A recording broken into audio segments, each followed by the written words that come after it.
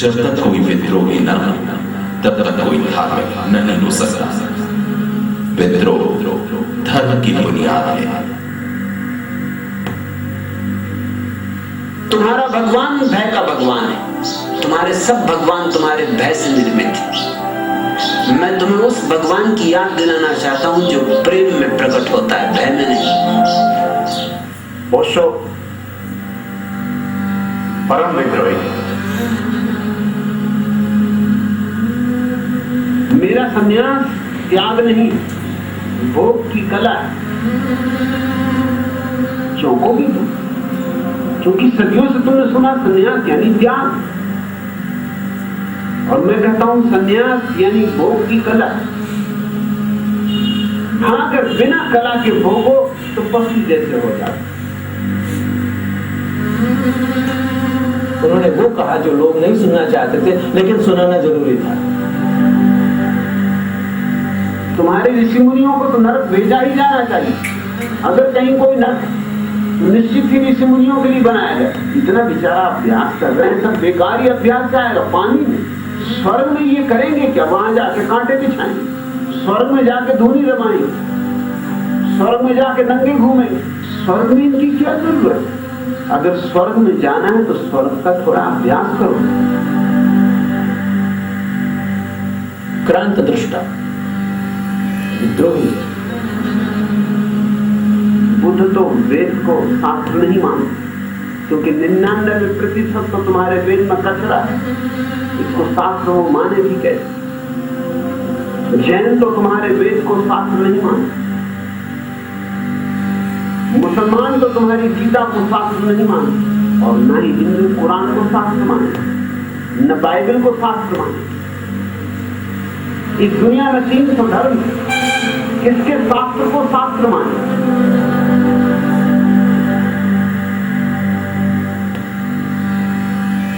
मेरे तिरस्कार में, मेरे अपमान में, मुझे दी गई गालियों में सिर्फ वे अपने हार की घोषणा कर रहे हैं।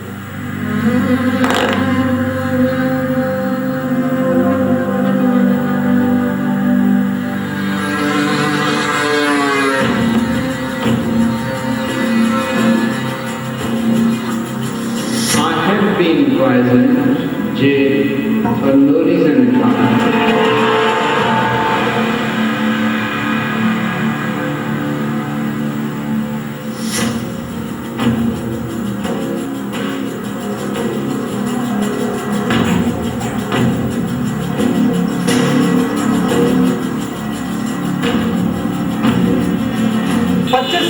अमेरिका में अचानक ओशो को किया गया था गिरफ्तार।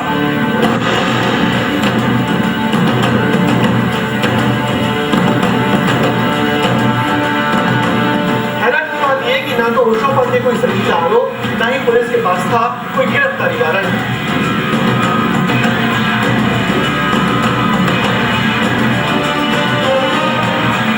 लेकिन अमेरिका जैसे सभ्य और लोकतांत्रिक देश में ओशो पर हुआ ये अत्याचार। पूरे 12 दिनों तक पुलिस अमेरिका की एक जेल से दूसरी जेल में ओशो को घुमाती रही।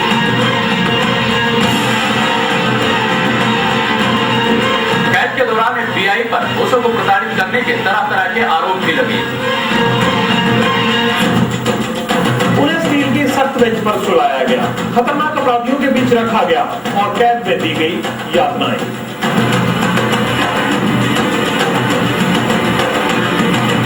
यहाँ तक कि अमेरिकन पुलिस पर ओशो को पीरियड नाम का जहर देने का आरोप लगा।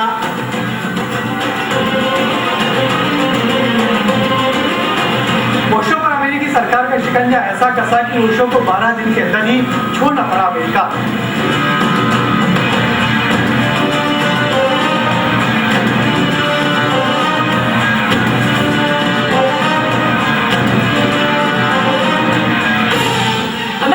बेदखली के बाद भी ओशो को किसी भी मुल्क ने अमेरिका के दबाव में अपने यहाँ पनाह नहीं दी।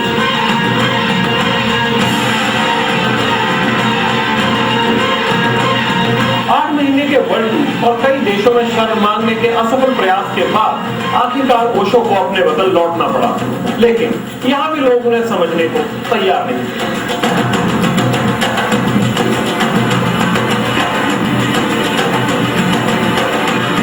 दुनिया को प्रेम, ध्यान और आनंद का दर्शन देने वाले विद्रोही विचारक ओशो के साथ क्या अन्याय हुआ?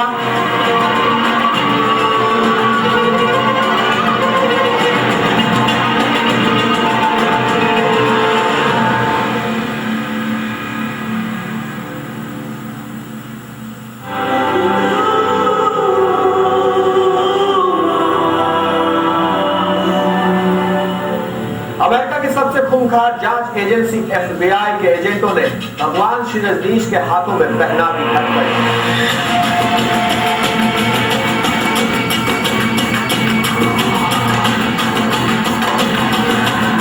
बंदूक के लहराते सायों के बीच चुपचाप अपने कदमों से चलते ओशो। ये वो दृश्य है जिसे देखकर पहली बार पूरी दुनिया सहम गई। इस तरह बेड़ियों में झगड़ा गया था, पैरों में बेड़ियां, पेट के ऊपर बेड़ियां, यहाँ बेड़ियां, कि वो चल भी ना पाए। 28 अक्टूबर 1985 के उस दिन जब अमेरिका के ओरेगॉन से ओशो अपने प्राइवेट जेट जहाज पर सवार होकर शार्लोट नॉर्थ कैरोलिना पहुंचे तो उन्होंने सपने में भी नहीं सोचा था कि आज उनके विद्रोही विचारों की सजा का दिन आ पहुंचा है।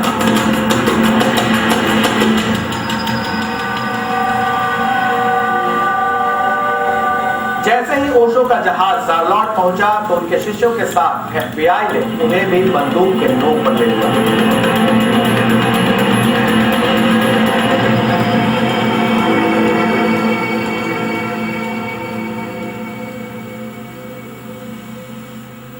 ओशो के खिलाफ माहौल ऐसे देखो तो जो अमेरिका गवर्नमेंट थी वो घबरा गई ओशो से, है ना। बाकी और कुछ नहीं था। उस समय रोनाल्ड रीगन जो हुआ करते थे, क्रिश्चियनिटी सबसे बड़ा महसूस करने लगी। ओशो की गिरफ्तारी की खबर आग की तरह पूरी दुनिया में फैल गई।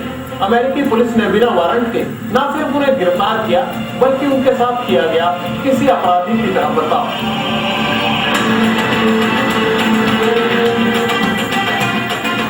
ओशो के हाथों में हथकड़ी और चारों तरफ पुलिस और सुरक्षा एजेंसियों का पहरा, मानो कोई खूंखार आतंकवादी पकड़ा गया हो। ना तो गिरफ्तारी के वक्त और ना ही बाद में ओशो को यह बताया गया कि उन्हें गिरफ्तार क्यों किया गया है। इतना ही नहीं, ओशो को अपना वकील बुलाने की इजाजत भी नहीं दी गई।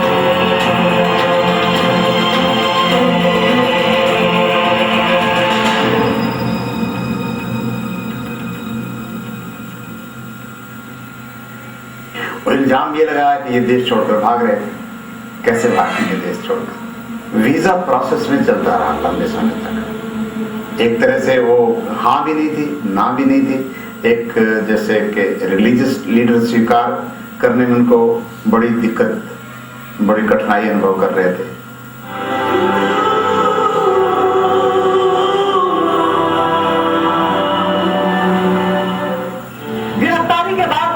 जिस जेल में रखा गया वहां न तो कोई बिस्तर था और न ही बैठने के लिए कोई कुर्सी।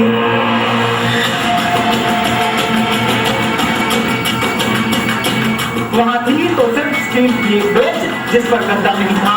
ओशो पीठ दर्द की शिकायत के चलते बिना गद्दे की स्टील की बेंच पर सो नहीं सकते थे, तो उन्होंने जेल में पहली रात बैठ कर ही गुजारी। उस बैरक में ओशो के साथ बंद था एक बेहद खतरनाक अपराधी जिस पर हत्या और बलात्कार सहित कई मामले दर्ज थे। जेल की वो रात भगवान रजनीश पर भयानक गुजरी।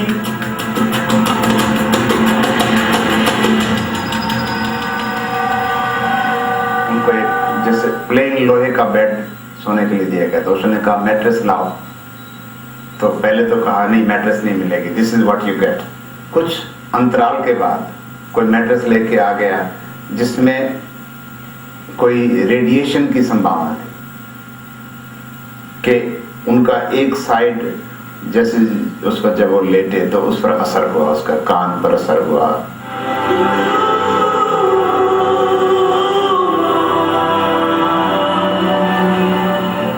1981 में ओशो अपने पीठ दर्द के इलाज के लिए अमेरिका पहुंचे, लेकिन सन्यासियों के दबाव के चलते उन्होंने वहीं रुकना तय कर लिया। अमेरिका के सिएटल के पास ओरेगॉन इलाके में ओशो के शिष्यों ने $26 मिलियन में 126 वर्ग मील जमीन खरीदी।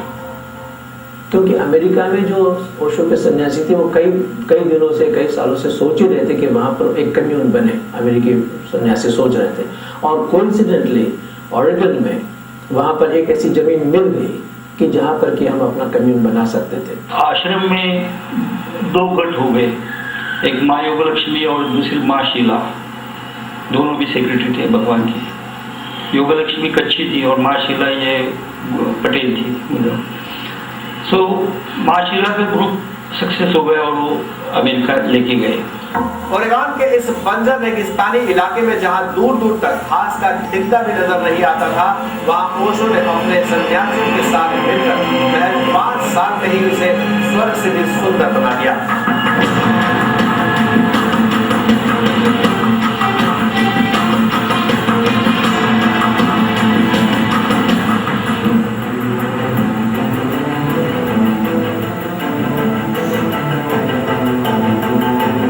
भारत से चले एक आम सन्यासी ने वो काम कर दिखाया जो अमेरिकी सरकार के बूते के बाहर की बात थी, और यहीं से अमेरिकियों की नजर में कांटे की तरह खटकने लगे थे ओशो।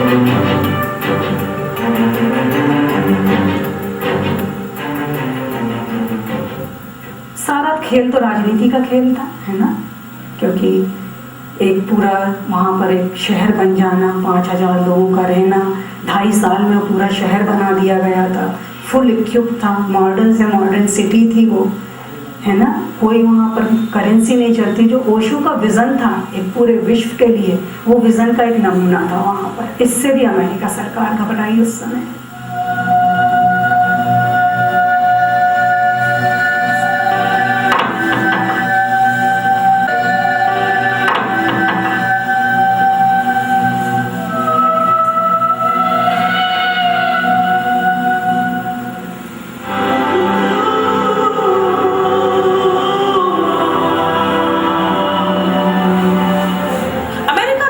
दौरान 3.5 साल तक मौन रहे ओशो। उन्होंने अपने सन्यासियों और शिष्यों को दिया काम के जरिए ध्यान का गुरु मंत्र।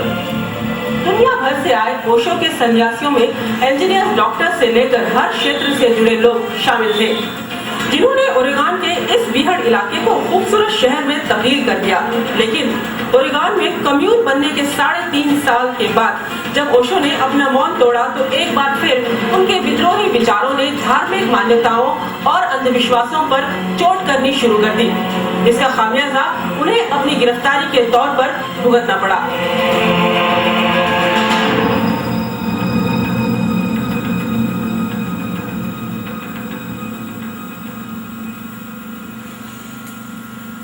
ओशो ने तो सभी धर्मों में जो न्यस्त स्वार्थ पैदा हो गए हैं उन सभी के लिए बोला है, और उनको पचाना हर एक के लिए मुश्किल है।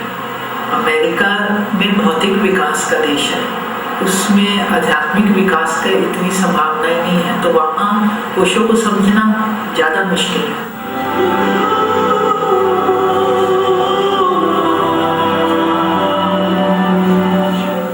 उस वक्त अमेरिका में राष्ट्रपति रोनाल्ड रीगन की सरकार थी। ओशो पर आरोप लगा कि वो अपने शिष्यों को अमेरिका बुलाने के लिए आबदरन अधिकारियों को बरगलाते हैं। उन्हें बहकाकर वो अपने शिष्यों की अवैध एंट्री अमेरिका में करवाते हैं। तो उसमें यह था कि उनको जो ग्रांड जूरी के सामने पेशी होनी थी, उससे भगने के लिए, उससे बचने के लिए ही वाज एब्सकॉन्डिंग, और उनकी 2 शिष्य हान्या और प्रसाद पहले चले गए थे वहाँ सारलोत में, और उन्होंने बहामास के लिए प्लेन बुक करा रखा था। ये चार्ज थे कि उससे जूरी से अपने जो चार्जेस थे उससे भगने के लिए भग रहे थे, और जिस तरह इमिग्रेशन रूल्स के खिलाफ कुछ काम करने के चार्जेस थे, ऐसा कुछ आरोप लगे। ओशो को गिरफ्तारी के बाद अमेरिका पुलिस एक जेल से दूसरी जेल ले जाती रही। ये सिलसिला कई दिनों तक चलता रहा। इस दौरान अमेरिका पुलिस पर आरोप लगा कि उन्होंने ओशो को थीलियम नाम का धीमा जहर दिया है, जो बाद में उनकी मौत की वजह बना।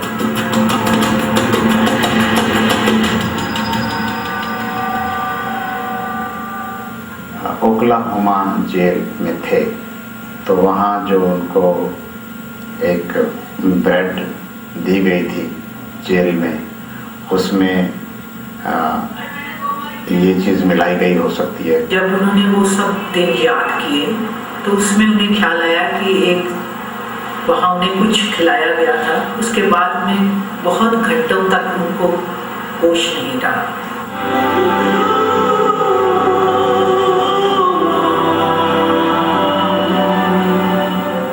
गिरफ्तारी के 3 दिन बाद कैलिफोर्निया की कोर्ट में ओशो को पहली बार जमानत के लिए पेश किया गया, जहां एक महिला जज ने उनके मामले की सुनवाई की, मगर जमानत नहीं दी गई और ओशो को एक बार फिर जेल भेज दिया गया। 4 नवंबर 1985 को गिरफ्तारी के 7 दिन बाद ओशो को एक बार फिर अमेरिका की ओक्लाहोमा काउंटी जेल में भेज दिया गया।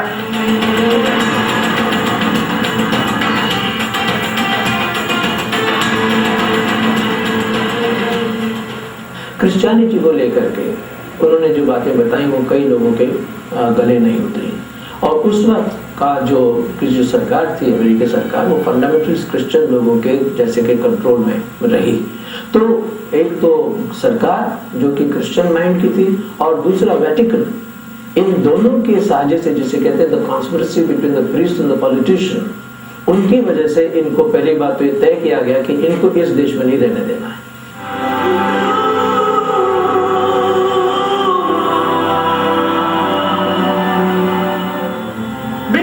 ठोस वजह और सबूत के गिरफ्तार ओशो को 5 नवंबर को ओक्लाहोमा जेल से निकालकर अमेरिका की रेनो फेडरल जेल में ठूस दिया गया।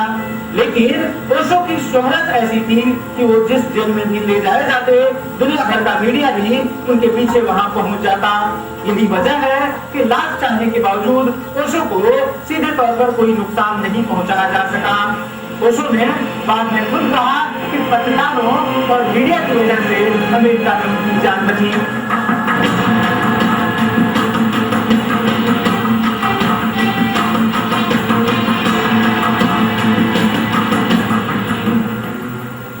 एक जेल से दूसरी जेल में उनको ले जाया गया बिना वारंट के। उनके पास कोई प्रूफ तो था नहीं कि इन्होंने कुछ गुनाह किया है, सिर्फ उन्होंने उनको नुकसान पहुंचाना था, उनके कार्य को, उनके देह को, ताकि वो जो कहना चाहते हैं, जो दुनिया को संदेश देना चाहते हैं, उसमें रुकावट आए।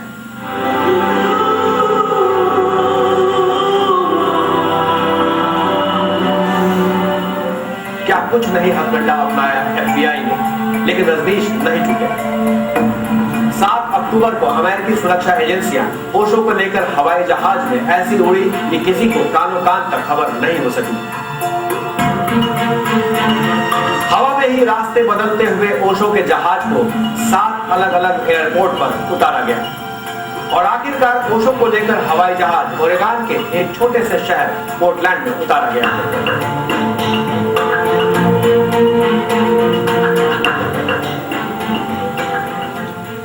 उनको ऐसा लगता था कि कुछ नार्कोटिक्स का धंधा ये सन्यासी करते हैं, और वो पैसे से वहाँ इतनी जमीन ओरेगन में 80,000 हेक्टेयर जमीन लिया, गांव पूरा ओशो रजनीशपुरम बिठाया। तो उनको ऐसा लगता था ये सोर्स ऑफ मनी कहाँ है, तो उनको ऐसा लगता था कि ये नार्कोटिक्स का धंधा करते हैं क्या। इसलिए कॉन्सुलेट, अमेरिकन कॉन्सुलेट के ऑफिसर आए थे, केशवाजी नाम की।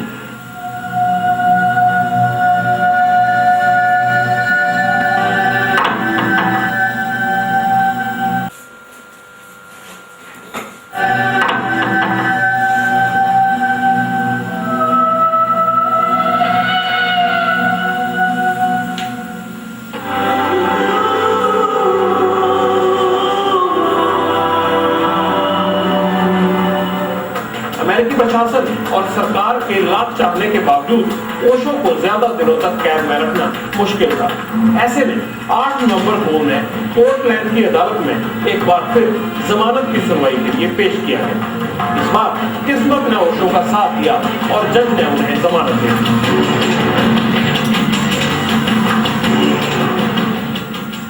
एक चार्ल्स टर्नर था वहाँ पर, जो ओरेगन में यूएस अटॉर्नी था, उसने बाद में ऐसे कमेंट्स दिए थे, फोरमैन ने अपनी किताब में कोट किया है कि government top priority had been to destroy the commune. So शायद ऐसा कुछ था।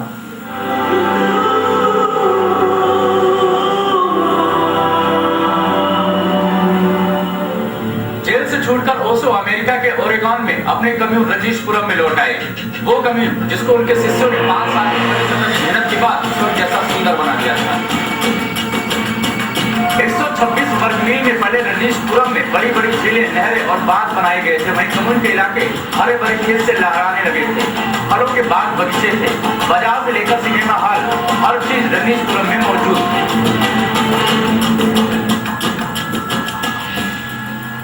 अमेरिका गए तो वहां भी उनको बहुत विरोध हो गया। वहाँ ओरेगॉन टाइम्स के वार्ता और क्रंच टीवी के क्रूज आए थे, मेरी मुलाकात भी लिया कि तुम्हारा क्या कैसा रिलेशन था, क्या था। उनको ऐसा लगा कि मैं कुछ उनके अगेंस्ट बोलूंगा तो वो अमेरिका में उनको बस ये करने का था।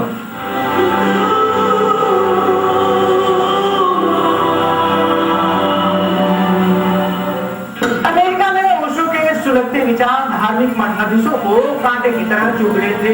वहीं दूसरी तरफ उनकी निजी भोग विलास से भरी जिंदगी उन्हें हैरान कर रही थी। सिर पर हीरे से जड़ी टोपी, हाथ में बेशकीमती घड़ियां, लग्जरी रहन सहन। रजनीशपुरम में ओशो के पास 6 निजी जेट विमान थे। वहीं दूसरी तरफ जमीन पर चलने के लिए मौजूद थी 90 रोल्स रॉयस कारें। इन्हीं कारों में से एक पर सवार होकर ओशो रोजाना सुबह तेज रफ्तार से मॉर्निंग वॉक के लिए जाते थे। खास बात यह थी कि इन राहों पर दूसरे किसी को भी चलने की इजाजत नहीं थी।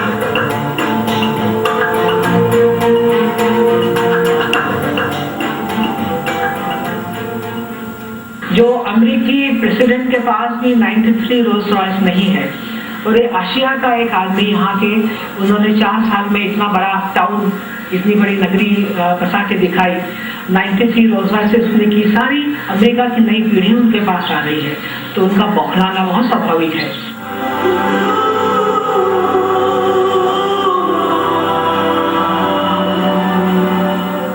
लेकिन 14 नवंबर 1985 को वो दिन भी आया जब ओशो को स्वर्ग की तरह सुंदर रजनीशपुरम को छोड़ना पड़ा। पोर्टलैंड की अदालत ने उन पर 40 लाख अमेरिकी डॉलर का जुर्माना तो ठोका ही, साथ ही उन्हें अमेरिका छोड़कर चले जाने का आदेश भी सुना दिया। हैरत की बात यह है कि ओशो को यह सजा बिना आरोप साबित हुए सुनाई गई और विद्रोही विचारों वाला यह रहस्यदर्शी एक बार फिर अमेरिका छोड़कर अपने देश भारत लौटने को मजबूर हो गया।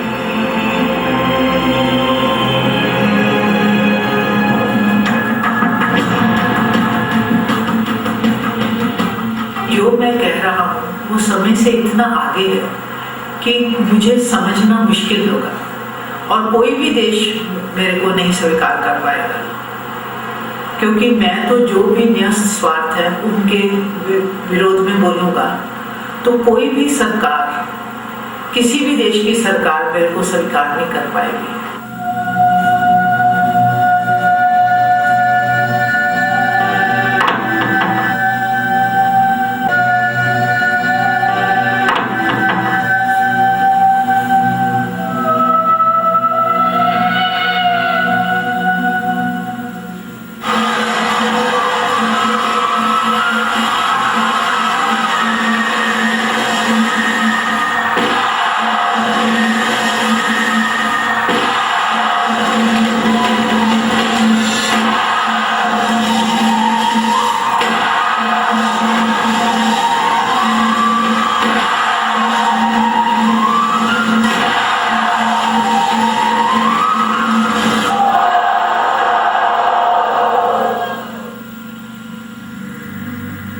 जब तक कोई विद्रोही न हो तब तक कोई धार्मिक नहीं हो सकता। विद्रोह धर्म की बुनियाद है। तुम्हारा भगवान भय का भगवान है। तुम्हारे सब भगवान तुम्हारे भय से निर्मित हैं। मैं तुम्हें उस भगवान की याद दिलाना चाहता हूं जो प्रेम में प्रकट होता है, भय में नहीं। ओशो परम विद्रोही। मेरा संन्यास त्याग नहीं, भोग की कला है। चौंकोगी तुम, क्योंकि सदियों से तुमने सुना संन्यास यानी त्याग, और मैं कहता हूं संन्यास यानी भोग की कला। हाँ, अगर बिना कला के भोगो तो पशु जैसे हो जाते। उन्होंने वो कहा जो लोग नहीं सुनना चाहते थे, लेकिन सुनाना जरूरी था। तुम्हारे ऋषि मुनियों को तो नरक भेजा ही जाना चाहिए। अगर कहीं कोई नरक तो निश्चित ही ऋषि मुनियों के लिए बनाया जाए। इतना बेचारा अभ्यास कर रहे हैं, सब बेकार ही अभ्यास जाएगा पानी में। स्वर्ग में ये करेंगे क्या? वहां जाके कांटे बिछाएंगे, स्वर्ग में जाके धूनी रमाएंगे, स्वर्ग में जाके दंगे घूमेंगे।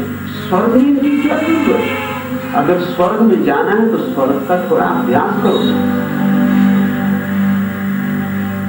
क्रांत दृष्टा द्रोही मेरे तिरस्कार में, मेरे अपमान में, मुझे दी गई गालियों में सिर्फ वे अपने हार की घोषणा कर रहे हैं।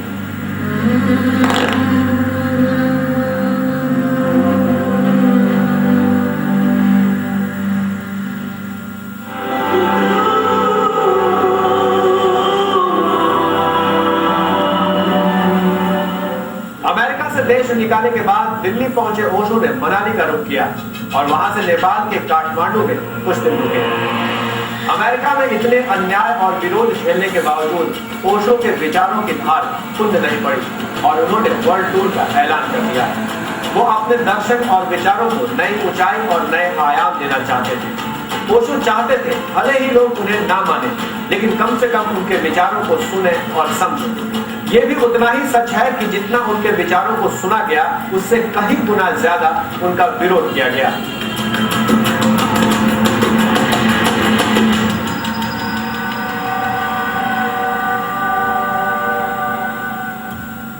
उन्होंने ये भी कहा है कि भारत में चाहे लोग ना भी समझे, फिर भी भारत की भूमि ऐसी है कि यहाँ पे इतना अध्यात्म का चल रहा है कि यहाँ फिर भी मुझे लोग समझ पाएंगे सबसे ज्यादा।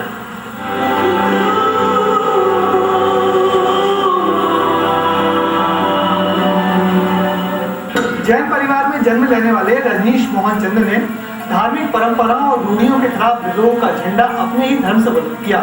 कुचवाड़ा में अपने नाना के इसी घर में जब एक जैन मुनि प्रवचन दे रहे थे तो 7 साल के रजनीश ने उन पर ऐसे सुलगते सवाल दागे कि जैन मुनि से जवाब दे देना बना और इसी के साथ शुरू हो गया रजनीश के विद्रोही विचारों का सफर।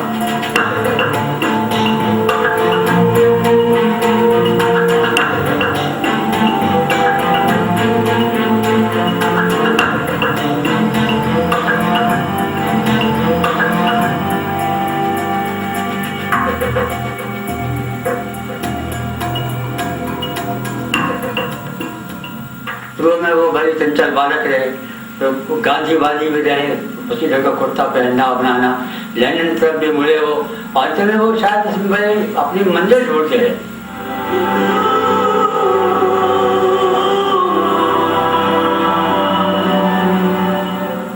मेरा संन्यास त्याग नहीं, भोग की कला। चौंकोगे तुम, क्योंकि सदियों से तुमने सुना संन्यास यानी त्याग, और मैं कहता हूं संन्यास यानी भोग की कला। हाँ, अगर बिना कला के भोगो तो पशु जैसे हो जाते। घर परिवार त्याग और लंगोट पहनकर जंगल में भटकाव और तपस्या के नाम पर खुद को तकलीफ देने का दूसरा नाम संन्यास था, लेकिन ओशो ने संन्यास की पारंपरिक परिभाषा को बदल कर रख दिया। ओशो ने दुनिया के सामने संन्यास को सेक्स के साथ जोड़कर पेश किया, लेकिन ओशो के विचारों के साथ भ्रांतियां जोड़ दी गई। ओशो को महज सेक्स के दायरे में बांधकर देखा जाने लगा। तो क्या ये ओशो के विचारों के साथ अन्याय है?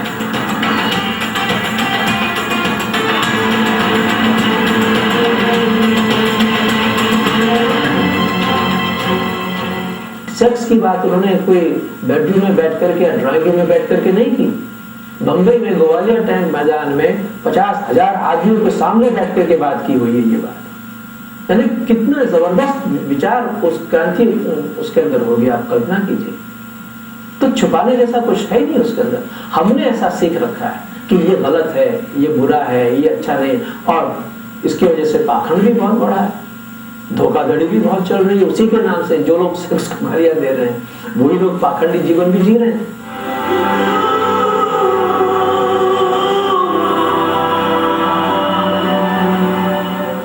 रजनीश के विचार बचपन से ही इतने दर्द और तीखे हुआ करते थे कि स्कूल में दाखिला होने के बावजूद शिक्षक नहीं चाहते थे कि रजनीश कक्षा में आए। बाहर हो रही शिकायतों के चलते घर पे भी उनको लगातार ताने सुनने पड़ते। यानी कि रजनीश के विचारों और उनके साथ बचपन से ही अन्याय होता रहा।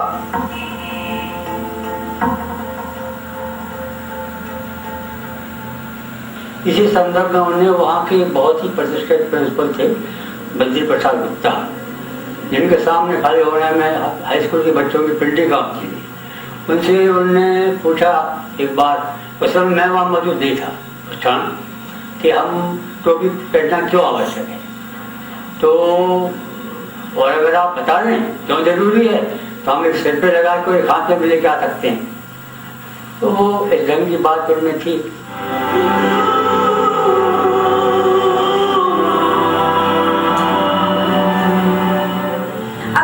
रजनीशपुरम छोड़ने के बाद ओशो को नए ठिकाने की तलाश थी।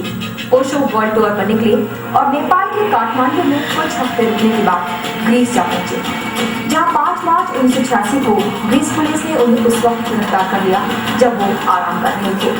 उन्हें एथेंस लाया गया, जहां ग्रीस आर्मी की हिरासत में उन्हें तब तक रहना पड़ा जब तक उन्हें उनका प्राइवेट जहाज एक नए ठिकाने की तरफ लेकर नहीं उड़ गया। इस तरह से ओशो को एक बार फिर गिरफ्तारी और देश निकाले का दंश झेलना पड़ा।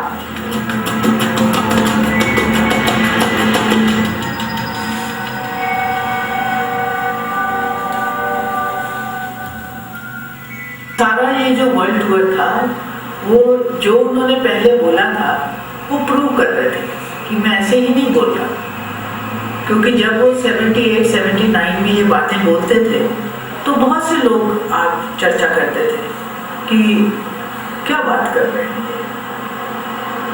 देशों को क्या पड़ा, सारे विश्व में क्या बात पड़ी, कहीं भी रह सकते हैं, कौन सुनता है, कौन ऐसे, उनकी बात बिल्कुल बात लगती थी।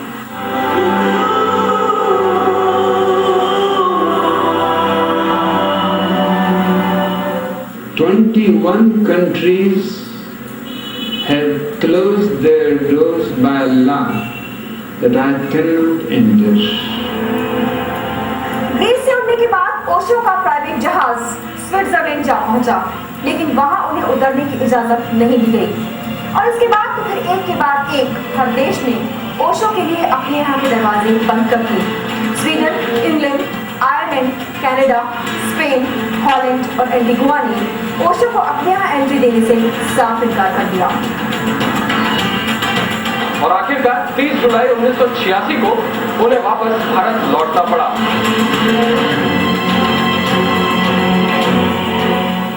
मैंने कहा था कि ओशो ने कभी ये इच्छा जाहिर नहीं की कि मुझे उस देश में ले चलो, वहाँ आश्रम बनाएंगे, वहाँ ये करेंगे। ये जो हम लोग जो हमारे शिष्य थे, देश और देशों के जो शिष्य थे, उनका मन करता था कि चलो वहाँ जाके ट्राई करते हैं।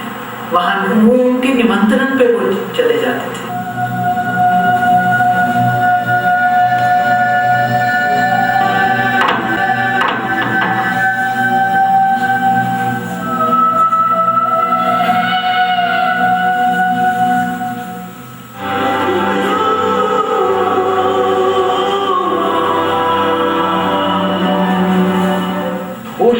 के सातवाड़ में अपना आश्रम बनाना चाहते थे, लेकिन देश में भी लोग उन्हें समझने को तैयार नहीं थे।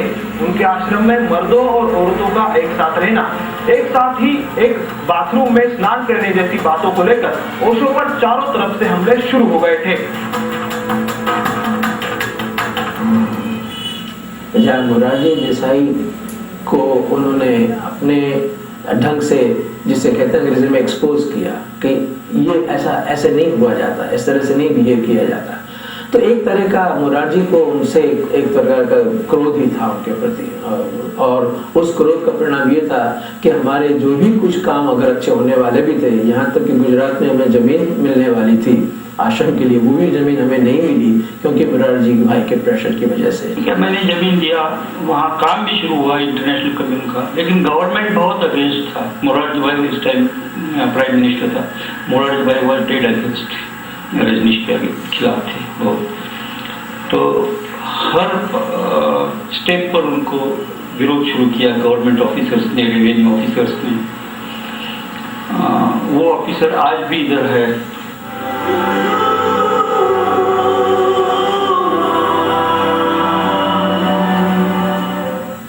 जब हम हार जाते हैं विचार से तो हम गालियों पे उतर आते। जब हमें कुछ भी नहीं सूझता बूझता, जब हम उत्तर देने में असमर्थ हो जाते तो हम पत्थर फेंकने लगते। ये हार का सबूत, ये अच्छा सबूत है।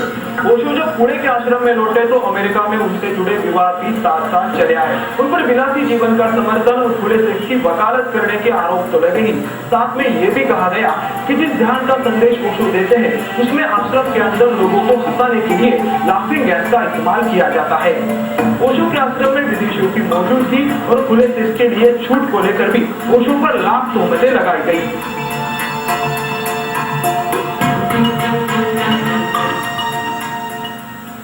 कि आप तो ऐसे बात कर रहे हो जैसे ओशो से पहले सेक्स जैसी कोई चीज ही नहीं, जैसे ओशो ने सेक्स इजाद किया।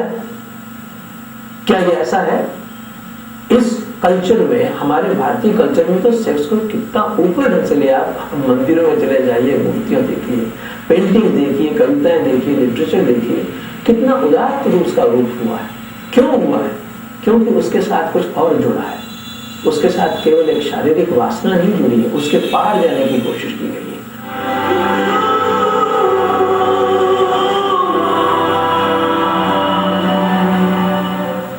वो पत्थर भी मारेंगे, गालियां भी देंगे, अपमान भी करेंगे, उपेक्षा भी करेंगे, ये सब स्वाभाविक है। लेकिन मुझे जो करना है वो मैं जारी रखूंगा। 60 के दशक का ये वो दौर था जब रजनीश पूरे देश में घूम घूमकर धार्मिक परंपराओं, मान्यताओं और रूढ़ियों के खिलाफ अपने सुलभ के विचार जनता के सामने रख रहे थे। रजनीश उन दिनों जौनपुर के किसी महाकौशल कॉलेज में पढ़ाते भी थे, तो तब इस कॉलेज का नाम रॉबर्टसन कॉलेज हुआ करता था। लेकिन सन 1966 में इस विद्रोही विचारक ने यहाँ के प्रोफेसर पद से इस्तीफा दे दिया और अपने सारे सर्टिफिकेट जला दिए। इसके बाद तो रजनीश और भी तल्ख विचारों के साथ जनता के सामने आए। लेकिन इसी के बाद तथाकथित धर्मगुरुओं ने भी रजनीश को बिना सुने उनके खिलाफ घेरेबंदी भी तेज कर दी।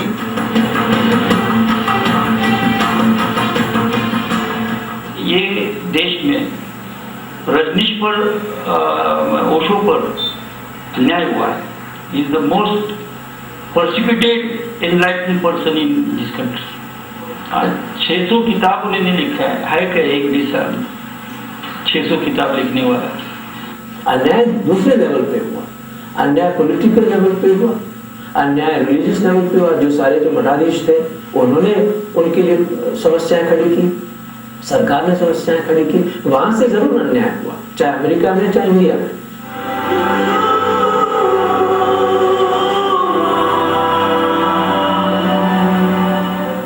सेक्स पर आचार्य रजनीश के बेबाक बयानों ने तो जैसे पूरे देश में हंगामा ही खड़ा कर दिया। उनकी किताब संभोग से समाधि के छपने के बाद वे विवादों में ऐसे गिरे कि फिर कभी निकल न सके। सेक्स पर आचार्य रजनीश के विचारों को जाने बिना ही लोगों ने उन पर उन्मुख सेक्स की वकालत करने के आरोप कर दिए। साथ ही लगा दिया हमेशा के लिए उनके सीने पर सेक्स गुरु का तमगा।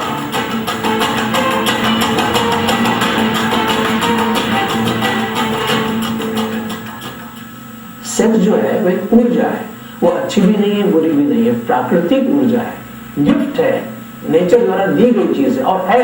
अब उसमें हम कुछ कर नहीं सकते। अब उसका क्या करें? उनका कहना यह है कि उसको पहले तो स्वीकार कर लो, एक नेचुरल चीज है, परमात्मा की दी हुई है। अब सवाल ये कि इसका मैं करूं कैसे, कैसे उपयोग करूं? तो उन्होंने कहा अब इसको थोड़ा सा ध्यान के मार्ग से आप ले आओ।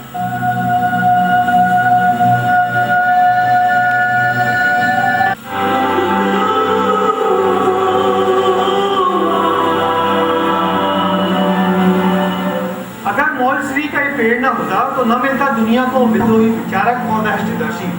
कहा जाता है कि जबलपुर के भंवरताल पार्क के इसी मौलसी के पेड़ के नीचे 21 मार्च 1953 को आचार्य रजनीश को संबोधि यानी आत्मज्ञान की प्राप्ति हुई थी और आचार्य रजनीश चंद्र मोहन जैन बन गए थे भगवान रजनीश। अब लोग इस पेड़ को ओशो ट्री भी बोलते हैं।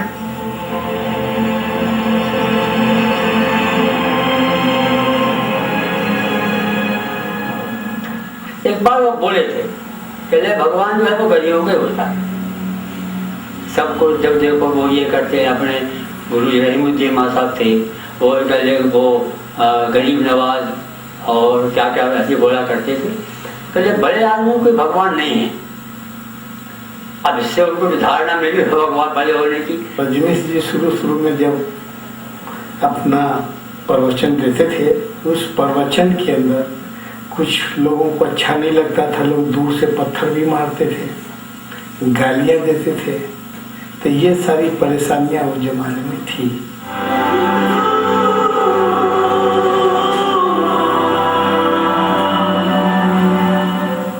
अमेरिका से लौटने के बाद ओशो ने पहली बार पुणे के आश्रम में कहा कि अमेरिका में कैद के दौरान उन्हें रेडिएशन और जहर दिया गया। उनकी मेडिकल जांच में भी इस बात की पुष्टि हुई कि उन्हें सीलियम नाम का धीमा जहर दिया गया। I have been poisoned, jailed for no reason.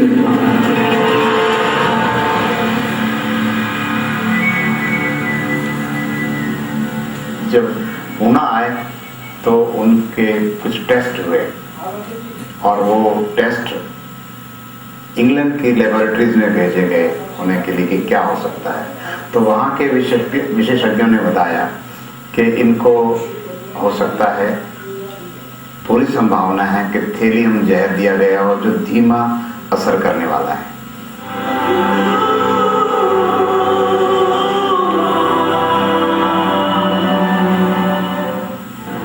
19 जनवरी 1990 को जब ओशो जिंदगी के आखिरी सफर पर निकले, तब उनकी मौत पर मातम नहीं बल्कि जश्न मनाया गया।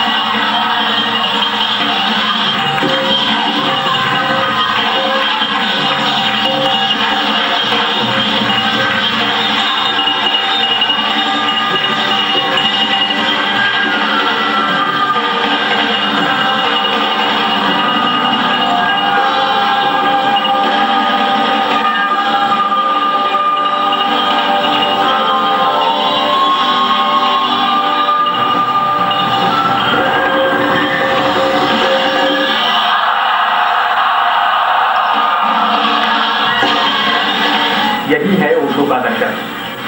पुणे के आश्रम में लाओ त्सो हाउस के नए बेडरूम में जब ओशो ने देह त्यागी, तब उनके आश्रम में मौजूद सन्यासियों ने उत्सव का जयघोष किया।